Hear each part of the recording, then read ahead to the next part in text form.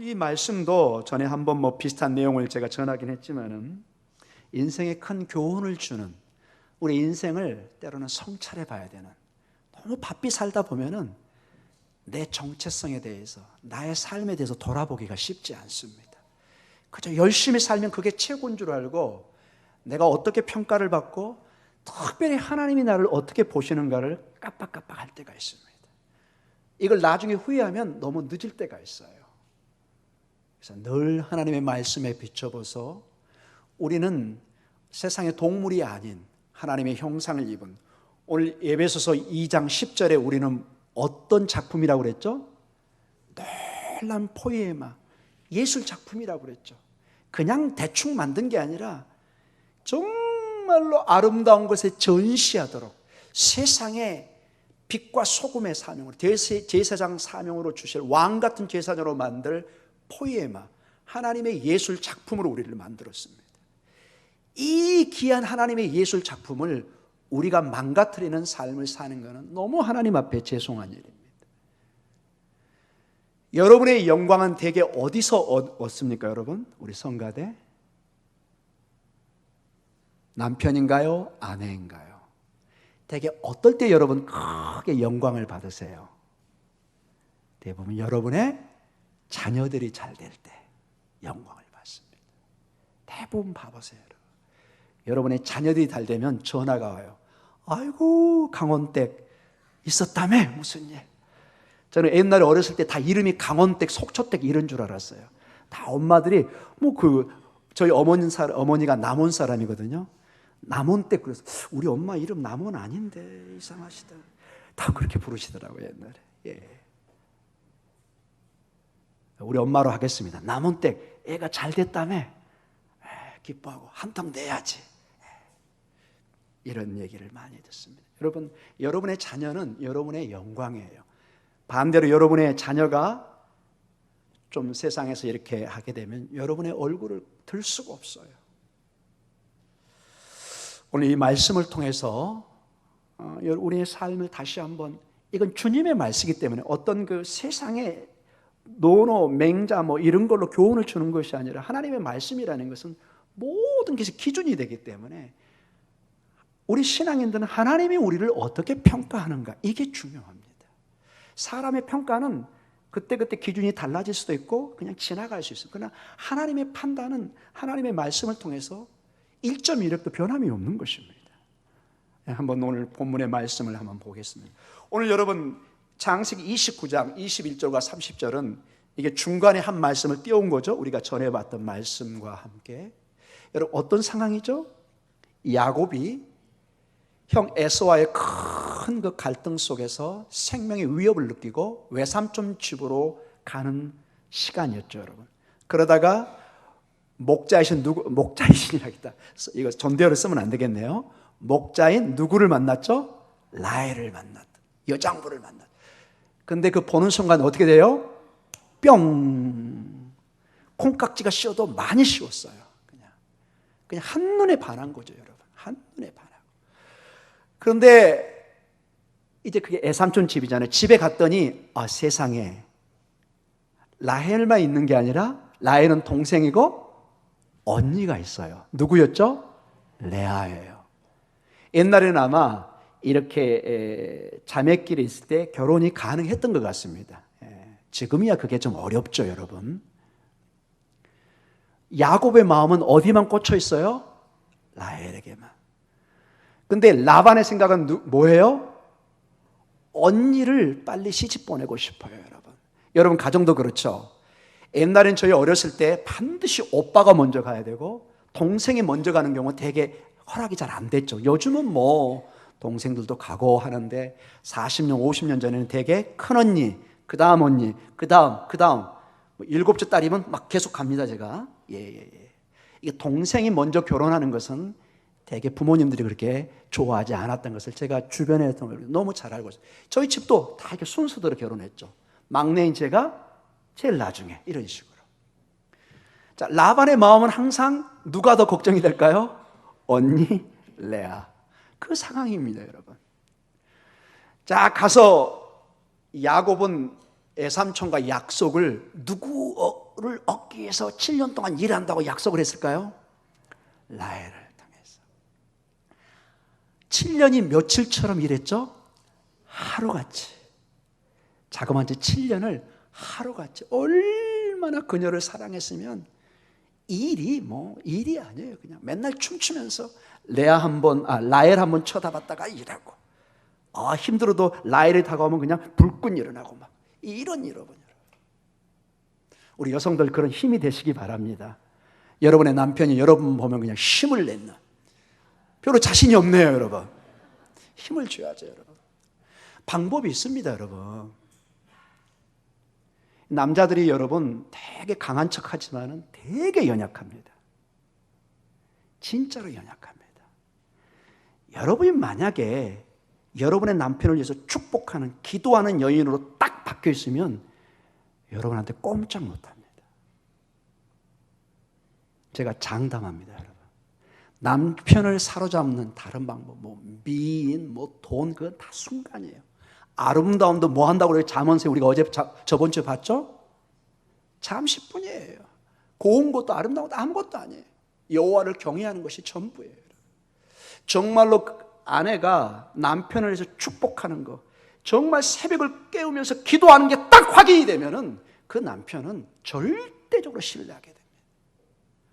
무슨 중요한 일이 있으면 누구에게 부탁하게 될까요? 기도하는 아내의 음성을 듣습니다. 저는 주변에 제가 지인이기 때문에 다 말을 할 수 없지만 큰 사업을 하는 지인들을 몇 사람 알고 있습니다. 제가 말하는 막 수백억의 사업을 하는 사람들입니다.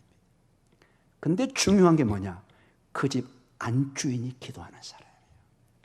집안에 일이 있으면 무조건 기도원을 가는 거예요. 만사를 제쳐놓고 금식하기 시작합니다.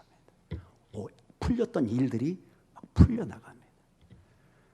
한때는 막 그 사업에 한 100억 정도의 막 세금이 떨어져가지고 막 난리가 났어요. 어떻게 해결할까요? 다른 방법이 없죠. 그냥 몸부림치면서. 여러분 100억 별로 안 되죠, 세금. 100억, 80억 껌값이죠, 여러분. 여러분 기도 안 해도 되고 껌값이야. 껌값 그런 거. 근데 그 집은 파산할 지경이 돼버린 거예요. 파산할. 평생의 사업이 왕창 무너져. 그때 남편도 벌벌벌 떨고 이제 끝났군 할 때 아내가, 여러분 호랑이에 잡혀가도 뭐 하면 산다? 정신 차리면. 우리 신앙인의 정신 차린 건 뭘로 나타내야 돼요? 기도하셔야 돼요, 여러분. 기도입니다, 여러분. 여러분 기도는 정말로 무서운 무기 중에 하나입니다. 기도입니다, 여러분. 기도. 여러분이 아무리 강심장을 가져셔도 기도하는 사람을 때릴 수는 없습니다, 여러분. 여러분도 같이 죽습니다. 사랑하는 성도 여러분, 여러분의 남편이 딱 쓸 수 있는 건 뭐라고요? 기도하는 모습을 보여주십시오. 여러분 자녀에게 문제가 있나요? 눈물의 기도를 딱 보면은 자녀는 그 영혼이 깨지게 되어 있어요. 여기 담임 목사 길이 뭘까요? 이제 기도의 자리로 저 가야 됩니다, 여러분. 말만 앞서는 그런 것이 아니라 이제 저는 기도로 목회를 보여줘야 됩니다. 여러분을 위해서 여기서 기도하는데 설마 여러분이 저를 죽일 수는 없는 거잖아요. 그렇죠? 기도하는 목사를 죽일 수 있겠어요? 기도하는 아내를, 우리 남편들 죽일 수 있겠어요? 기도하는 남편을 아내들이 죽일 수 있겠어요? 못합니다, 여러분.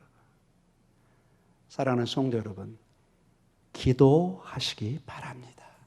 기도입니다, 기도. 가장 소중한 선물을 줄 수 있는 것. 기도의 남편, 기도의 아내입니다.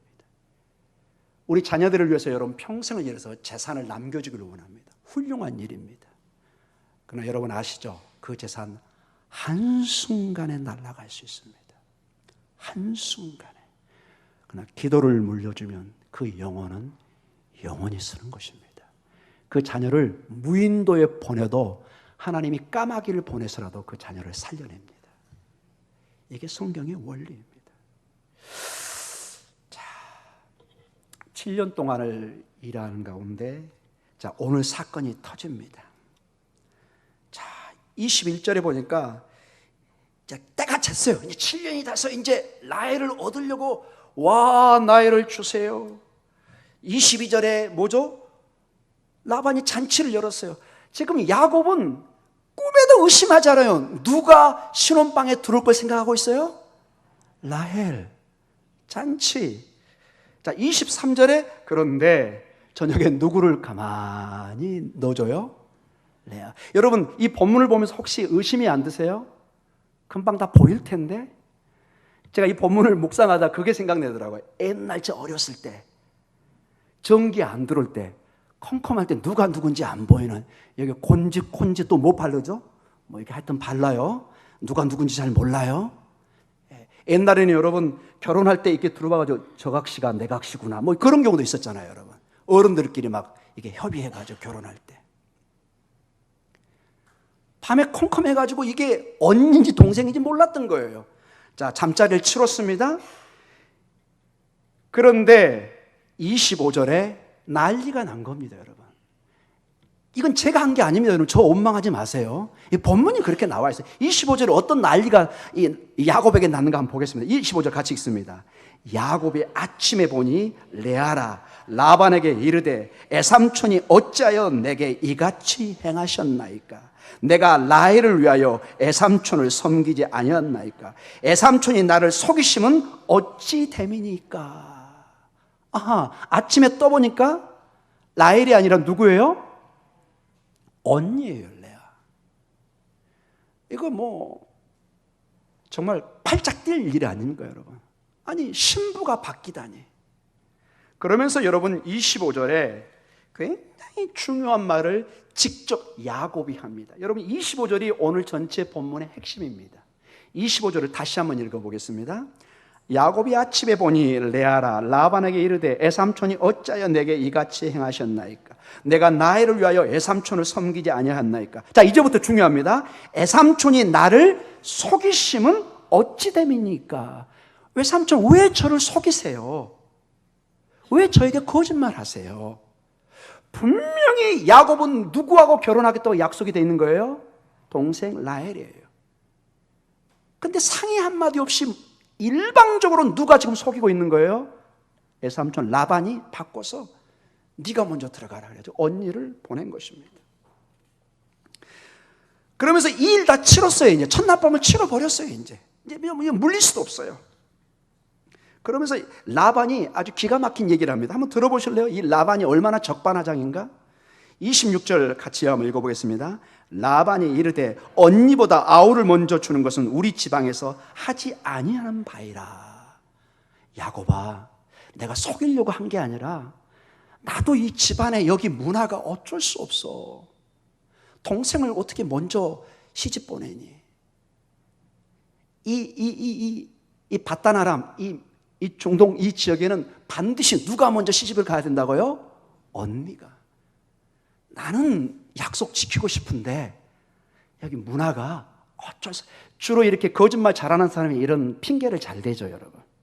처음에 그러면 애초부터 이 얘기를 하고 순서를 얘기했어야 되는 거죠. 다 끝난 다음에 물릴 수 없는 상태에서 지금 딱 이거를 우리말로 오리발 내민다 이것을 씁니다. 가만히 들어보니까 야곱이 뭐 할 말이 있어요, 없어요? 야곱도 참 할 말이 없습니다. 안 된다는데 법적으로. 대신 이 라반은 놀라운 사람입니다. 이 실망한 야곱을 그냥 실망에 남겨놓은 것이 아니라 또 다른 기회를 줍니다. 또 노동을 하게 만듭니다. 네가 7년을 더 일하면은 뭐 하겠다? 동생 더 주겠다. 야, 이거 보통 이게 사업수단 있는 사람이 아닙니다. 27절 같이 한번 읽어보겠습니다. 이를 위하여 7일을 채우라. 우리가 그도 내게 주리니 내가 또 나를 7년 동안 섬길지니라. 28절 읽겠습니다. 야곱이 그대로 하여 그 7일을 채움에 라반이 딸 라헬도 그에게 아내로 주고. 자, 이게 전반적인 내용입니다. 자, 여기서 우리가 좀 도전을 받기를 원합니다. 어떤 인생의 도전을 좀 받기를 원하십니까? 제 설교 제목이 뭔가요, 여러분? 속이는 자가 속임을 당한다. 거짓말장애는 반드시 그 인생의 거짓말로 망하게 되어 있습니다. 우리 신앙인들은 은혜로 구원받는다는 그것을 오해해서는 안 됩니다. 우리의 인생을 아무렇게 살아도 하나님이 다 오케이. 이거는 굉장히 여러분 신앙의 원리를 오해하고 있는 것입니다. 나무를 보고 그 열매를 보고 그 나무를 아는 것입니다. 우리는 하나님의 고귀한 예술 작품입니다. 여러분, 이 야곱이란 이름 자체가 여러분 어떤 뜻을 가지고 있다고 그랬죠? 속이는 자, 사기꾼이라는 뜻을 가지고 있습니다.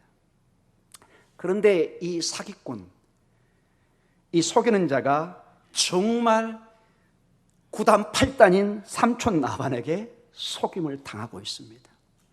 여러분, 옛날에 보면 핫토 좋아하는 사람 많죠. 옛날 어렸을 때 보면 그 겨울에 그렇게 핫토들을 많이 치시더라고요. 결론을 제가 말씀드리겠습니다. 다 망한 걸 봤습니다. 도박은 절대로 그 사람 안 됩니다. 여러분이 어떠한 기술을 가져도 미국의 라스베가스 뭐로 유명하죠? 도박으로 유명하죠? 큰일 납니다, 여러분. 그 기계 시스템 자체가 내가 대박을 못 나게 해놨습니다. 처음에는 돈 따게 해놓고 나중에 전부 다 돈 꼬라박게 만듭니다. 제 친구가 그 강원도 정선 쪽에 사는데 그 한번 얘기를 했어요. 그 주변에 얼마나 패가망신한 그 도박에 빠져가지고 심각한 영향을 주는 사기꾼이 사기를 당한 것입니다. 여러분, 야곱이 누군가요? 가만히 우리가 일찍이 보면은 야곱은 이미 형 에서로 자기가 가장을 해서 그의 아버지 이삭의 축복을 대신 받았어요. 물론 하나님이 그게 예언의 내용입니다. 그러나 하나님이 야곱에게 한 번도 속임수를 써서 그 축복을 뺏으라는 얘기는 하지 않았어요. 때가 되면 하나님이 분명히 에서 대신에 야곱에게 축복을 하셨을 것입니다. 정당한 방법으로. 그러나 조급증이 있는 이 야곱은 엄마와 함께 속임을 통해서 형의 축복을 뺏는, 이제 애삼촌 라반이 그의 큰딸 레아를 라헬로 가장시키고 속여서 강제적으로 야곱의 큰딸 레아와 결혼하게 만듭니다. 그래서 여러분 25절에 깜짝 놀라서 아침에 눈을 떠보고 하는 얘기, 외삼촌이 나를 속임은 어찌 됨입니까? 애삼촌 이럴 수가 있습니까? 애삼촌 이거는 말이 안 되잖아요. 제가 7년 동안 계약을 맺은 것은 라헬을 위해서 제가 한 거지 어떻게 신부를 바꿉니까? 이거 있을 수 없습니다. 여러분, 우리는 지금 설교로 듣지만은 우리가 당사자라면 얼마나 황당하겠어요, 여러분. 여러분 결혼식장에서 신부가 바뀌었다고 생각해 보십시오. 아니, 신혼여행 가고 끝나고 왔는데 다른 신부가 오고 있어요. 이거 어떻게 된 거예요, 여러분? 상상할 수 없잖아요, 여러분. 여러분, 며느리를 기다리고 있어. 다른 며느리가 걸어오고 있어. 여러분, 그 마음을 이해하시겠어요? 당사자로 생각하고 이 본문을 보면은 확 와닿을 거예요, 여러분. 전혀 다른 사람이 지금 앉아 있는 거잖아요, 여러분. 물론 언니긴 하지만은 언니하고 계약은 맺은 건 아니죠. 근데 여러분 아세요? 이 창세기 29장 25절에 나를 속임이 어찌 됨이, 이 속이다는 단어를 놀랍게도 야곱이 그대로 썼던 그 행동의 용어입니다. 여러분, 창세기 27장 33절에서 35절을 가만히 한번 봐. 우리 성경에도 잘 번역이 되어 있습니다. 같이 한번 읽어보겠습니다. 에서가 그의 아버지의 말을 듣고 소리내어 울며 아버지에게 이르되 내 아버지여 내게 축복하소서, 내게도 그리하소서. 이삭이 이르되 내 아우가 와서 속여 내 복을 빼앗았도다. 뭐하였도다? 빼앗아간 겁니다. 이거는 좋은 단어가 아닙니다, 여러분. 여러분, 누구에게 선물을 받은 거하고 누구 것을 이렇게 훔치거나 빼앗아온 거는 이거는 전혀 다른 성격의 겁니다, 여러분.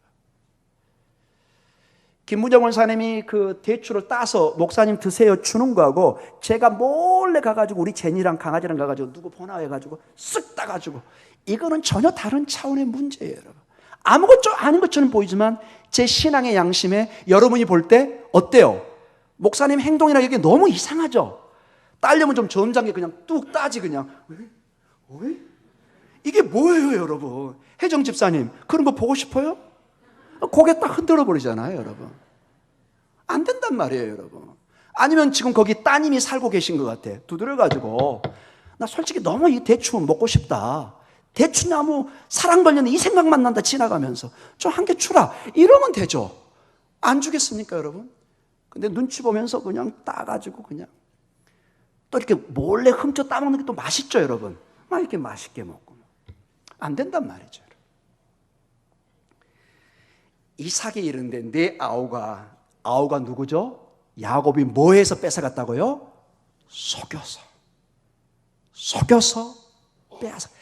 아버지가 정확하게 그 상황을 이렇게 진단을 냅니다. 네 아우가 나를 속여서 이것을 빼앗아간 것이다. 그런데 오늘 외삼촌 앞에 이 야곱의 에마디가 너무 똑같아요. 삼촌이 나를 모하심이 속이심이 어찌 된 겁니까? 사랑하는 성도 여러분, 아예 여러분의 인생에 속임이라는 단어를 빼버리십시오.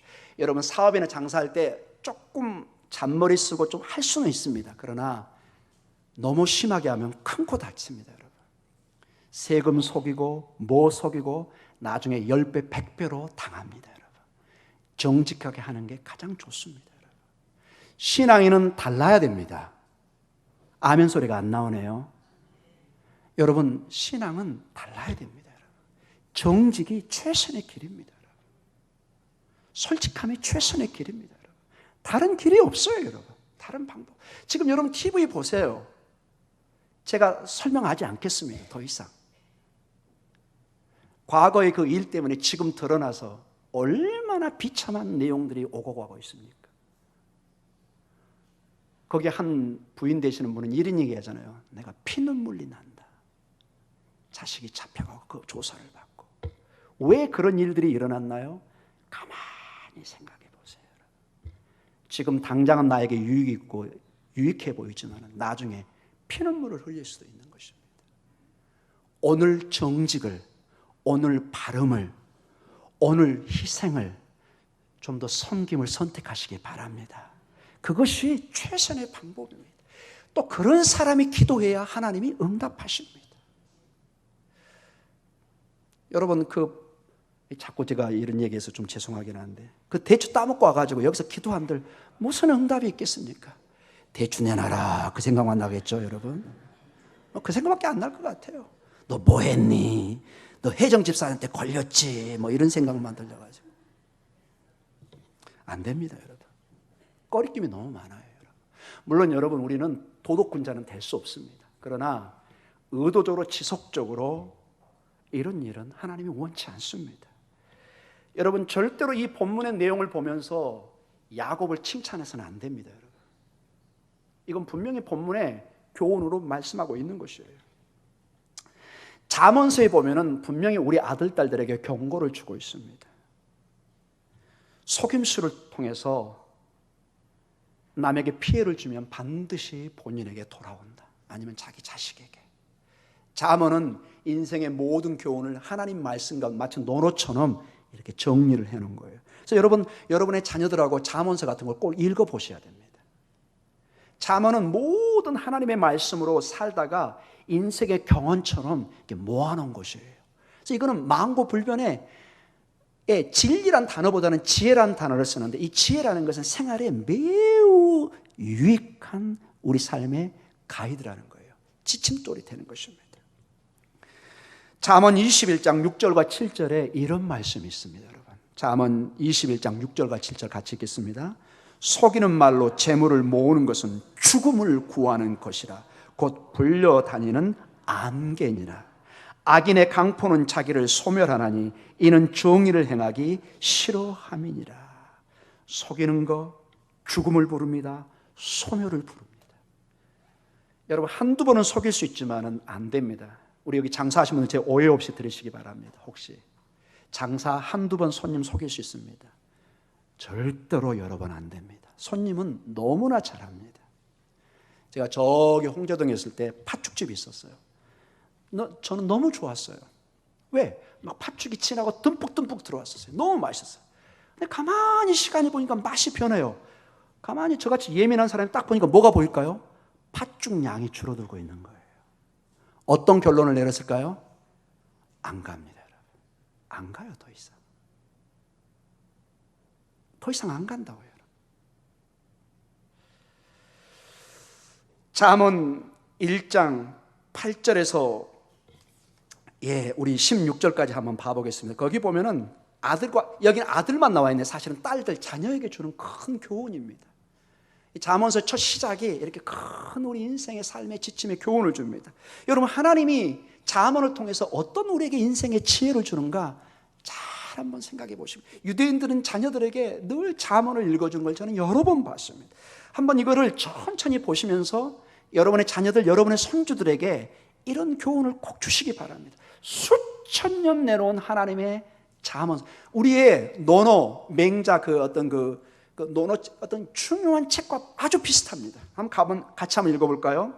내 아들아, 내 아비의 훈계를 들으며 내 어미의 법을 떠나지 말라. 이는 내 머리에 아름다운 관이요 내 목에 금사슬이니라. 내 아들아, 악한 자가 너를 꾀일지라도 따르지 말라. 그들이 내게 말하기를 우리와 함께 가자. 우리가 가만히 엎드렸다가 사람의 피를 흘리자. 죄 없는 자를 까닭없이 숨어 기다리다가 수월같이 그들을 산채로 삼키며 무덤에 내려가는 자들같이 통으로 삼키자.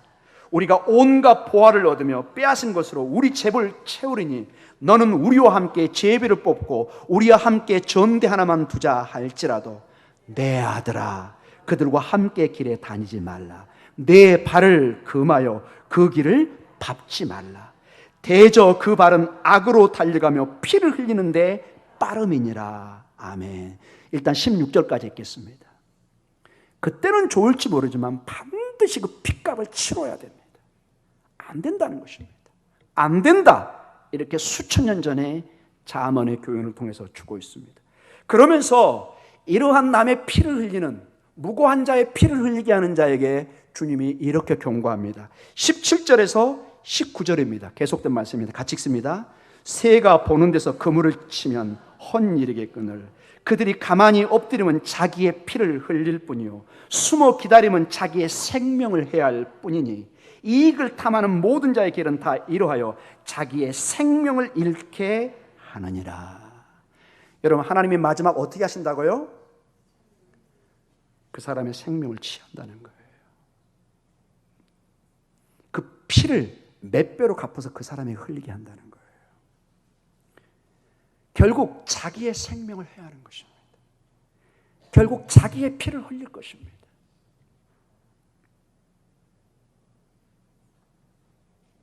여러분, 우리 주변에서도 사람들이 흔히 하는 얘기가 있죠. 우리 명심해 들어야 될 내용 중에 하나입니다. 여러분.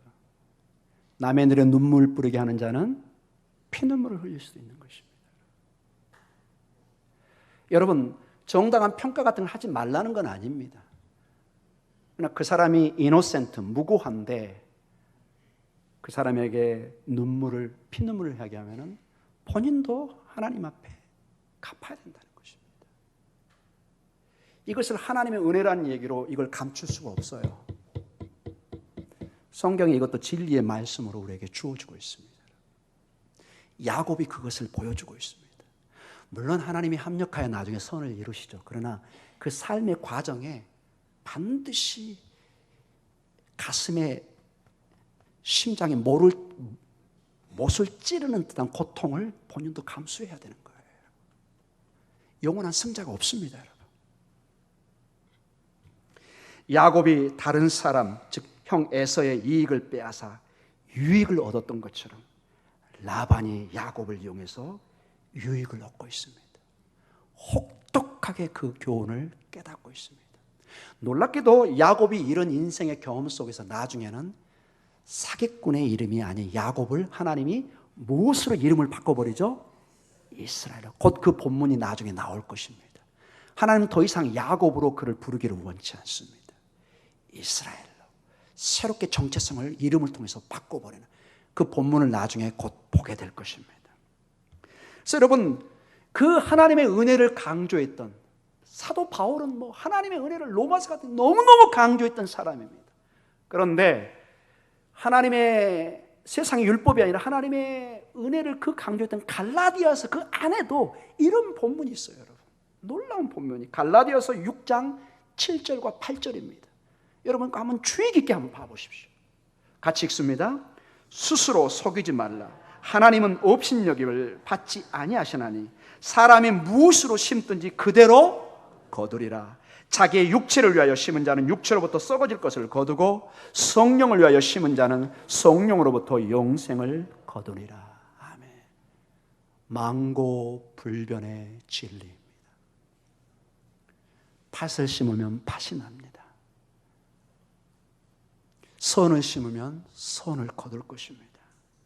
그래서 여러분, 선을 심고 너무 실망하지 마십시오. 다른 사람이 알아주든 않지 않든 그저 우리는 하나님 앞에 정직하게 서는 것입니다. 아멘.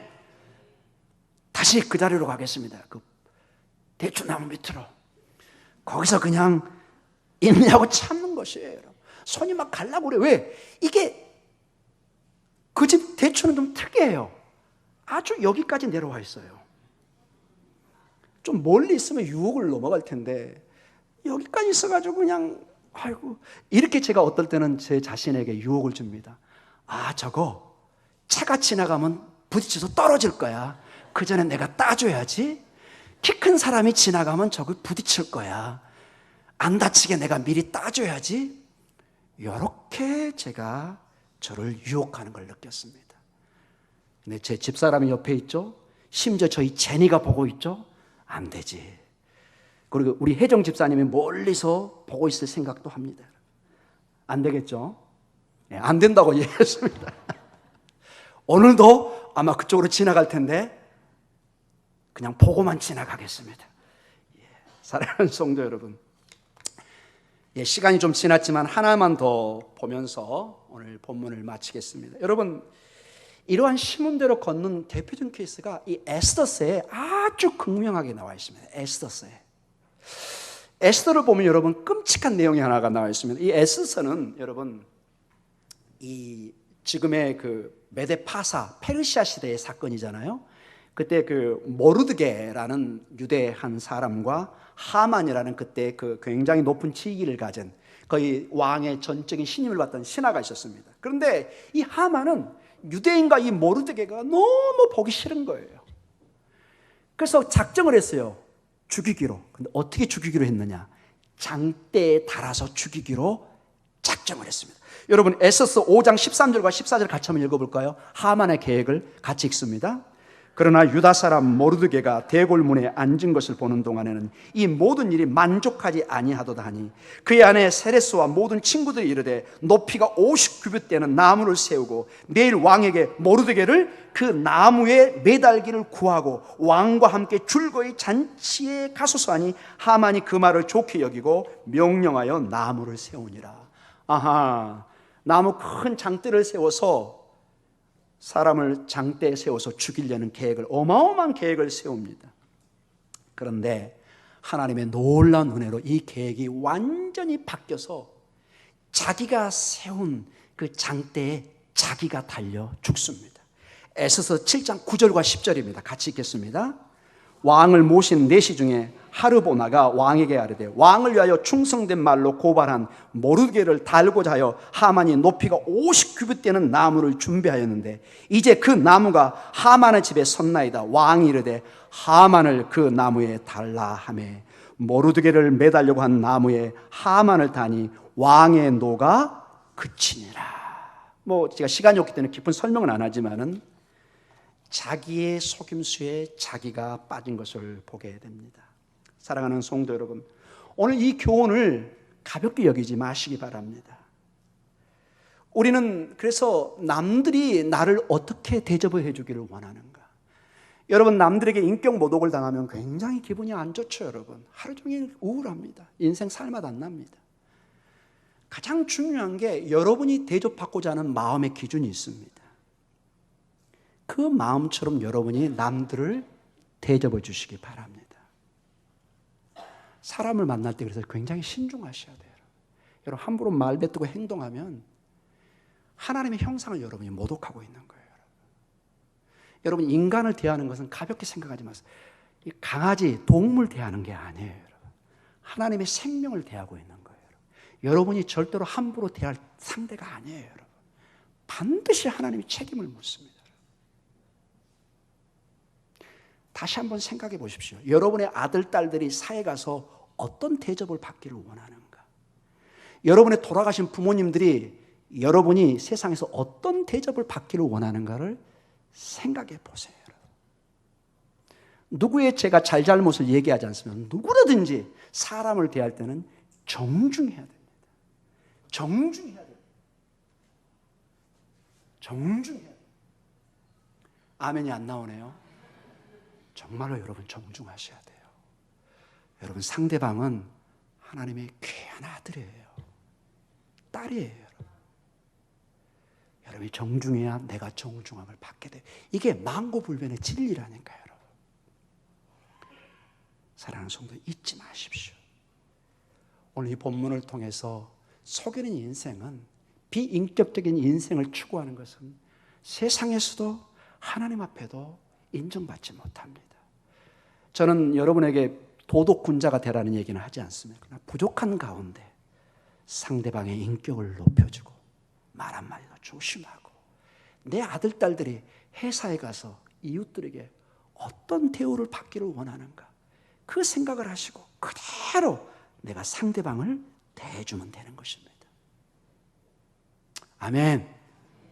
여기 두 사람, 서경화 집사님, 홍은영 집사님, 우리 반주자님, 제 이것을 가볍게 보지 마시기 바랍니다. 우리 교회는 이게 많이 필요합니다, 여러분. 많이 필요합니다, 여러분. 우리 교회는 인격이 회복돼야 됩니다. 관계가 회복돼야 됩니다. 우리 교회를 살려내셔야 됩니다, 여러분. 여러분의 가정도 문제가 있으면 몸부림치시잖아요, 여러분. A 문제 많은 교회 떠나겠다, 가겠다. 여러분, 다른 사람은 다 그래도 여러분은 그러면 안 돼요. 여러분 모교회잖아요. 여러분 친정집 버릴 수 있어요? 여러분 아버지 어머니 집을 버릴 수 있냐고. 여러분 입에도 꺼내지 마세요. 여러분 그건 누워서 침 뱉는 거예요. 여러분 부족한 어머니 아버지를 붙듯이 하죠. 여러분 부족한 형제 자매를 붙듯이 하죠. 여러분 아멘. 그렇게 하셔야 돼요. 여러분 여기서 자라고 여기서 성장하고 여러분의 손주들 자녀들이 있잖아요. 여러분 나 떠나면 그만이다. 천만에 만만해. 여러분 주님의 손에서 어디를 떠나갑니까? 여러분 여러분 이곳을 세우시고 이곳에서 여러분 축복 받으시기 바랍니다. 여러분의 자녀들이 커가고 있습니다. 여러분의 자녀들. 여러분 아무리 어떤 교회 천사 같은 교회 가도 다 실망합니다. 여러분 사랑하는 성도 여러분, 제가 부탁드립니다. 저도 금식하면서 나아가겠습니다. 여러분. 뒤로 물러선다고 해결될 일이 아닙니다. 이건 여러분의 가정의 문제예요. 여러분.